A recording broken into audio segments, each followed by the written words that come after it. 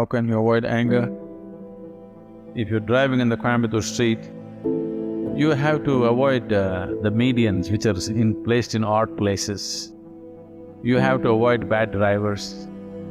You have to avoid drunken men crossing the street, children crossing the street, all kinds of things. But when you're driving in Coimbatore streets, do you have to avoid the moon? I'm asking you, do you have to avoid the moon? No, because the moon is not on the street, isn't it? So similarly, right now are you angry? No? Then why should you avoid it? There's no need to avoid it. It is just that you think anger is an entity. Anger is not an entity. You become angry. You become angry. Anger is not sitting somewhere and you go hit it. There is no such thing. You become angry.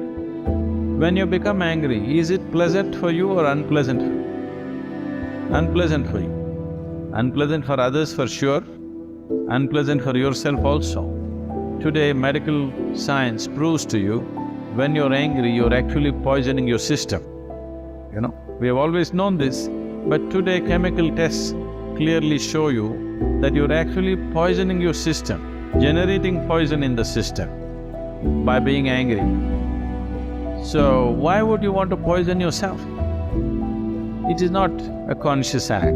You're poisoning yourself, you're causing unpleasantness to yourself only because your mind is not taking instructions from you, isn't it? It is not taking instructions from you. If it was taking instructions from you, you would have said blissfulness, isn't it? You wouldn't say anger. But now when you want to be peaceful, it is getting angry because it is not taking instructions from you. So if your mind is not taking instructions from you, you have to pay a little more attention to it. Why is it not taking instructions from you? If you understand this, you don't have to avoid anger, because anger is not sitting there and getting at you. You are becoming angry, you are becoming unhappy, you are becoming miserable. These things are happening to you essentially because you have not done anything to take your faculties under your control. It is happening accidentally, just by chance. If outside situations are good, you are also good. If outside situations are bad, you are also bad. That is not how human life should be.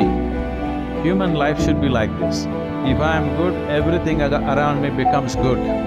This should be the reality, isn't it?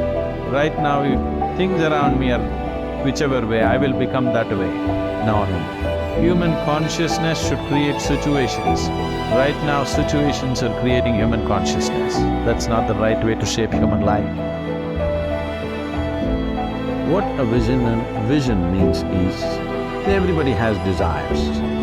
Desire is an incremental way of enhancing our life. Today you desire, I must have a home, tomorrow you desire, I must have this money, tomorrow you desire something else. These are incremental ways of arranging and rearranging our lives, which are needed to do a few things. When you say, I'm a visionary, what you're saying is, I have a larger desire, which is not about just incremental improvement of my life. Desire is about me always. Vision is an all-inclusive process. So, this itself is a phenomenal thing. If people, instead of having desires, if they have a vision, vision is always all-inclusive. Desire is personal. Desire leads to incremental changes and improvements. Vision can transform the whole situation. So, about willingness, because you said you're a volunteer, is to be a volunteer. A volunteer means somebody who is doing something willingly, right? There's no other compulsion. There are no financial compulsions, there are no social compulsions, there is no something else. You want to do something willingly. So when you're a willing participant, right now, you're a volunteer and you're doing something willingly, is the fundamental of your joy, isn't it so? Hello? However simple or stupid or idiotic activity it is, I'm doing something willingly. Makes a world of difference, isn't it so? Hello? The difference between heaven and hell is just this. You're doing something willingly, that's your heaven. You're doing something unwillingly, that's your hell.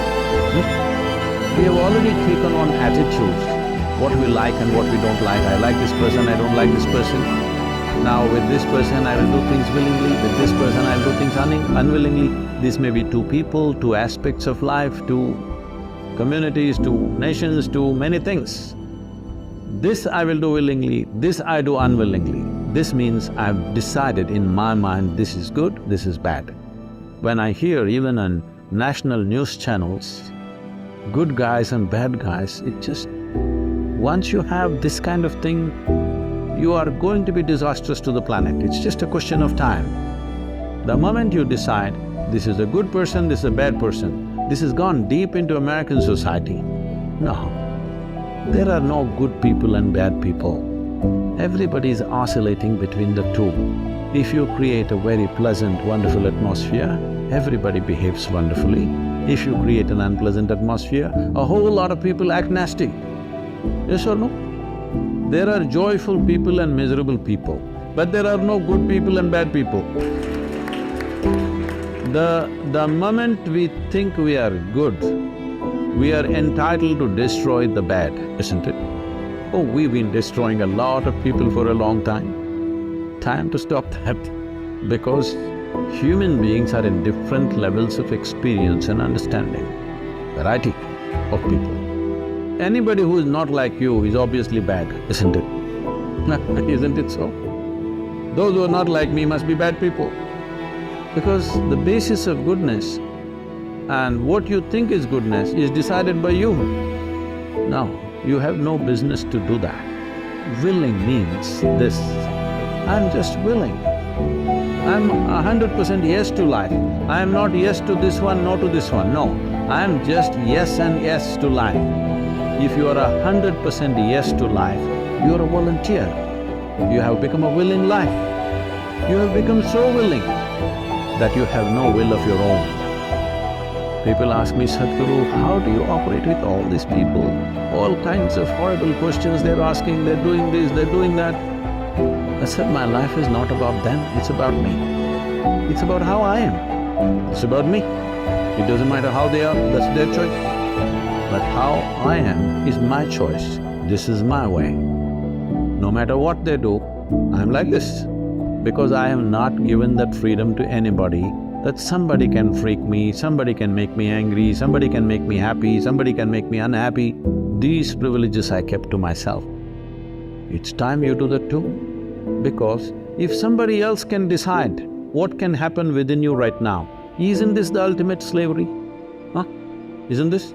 Someone else can decide what should happen within you. What happens around you, of course, so many people decide. What happens around us is not 100% ours. But what happens within me must be my making, isn't it?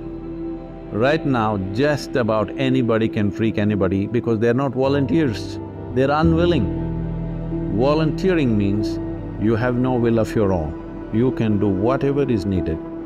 So people keep coming up to me on a daily basis, Sadhguru, I can't work with this person, she's so horrible, I can't do it. I tell them, see, in this world, this is the sort of people who exist. Like this, like this, like this, like this is the kind of people there are. But if you want to work with ideal people, you must go to heaven, and today. But if you think what you're doing is very significant, you must learn to work with all these horrible people. This is how the world is. If you think what you're doing is very significant, you will learn to work with all kinds of people. You will see horrible people will do wonderful things. Yes? But if you want to work with ideal people, you won't find any. I haven't found one yet.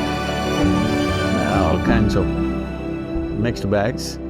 But if you are willing that you are not yes and no, yes to one, no to another, you're simply one big yes, you will find a way.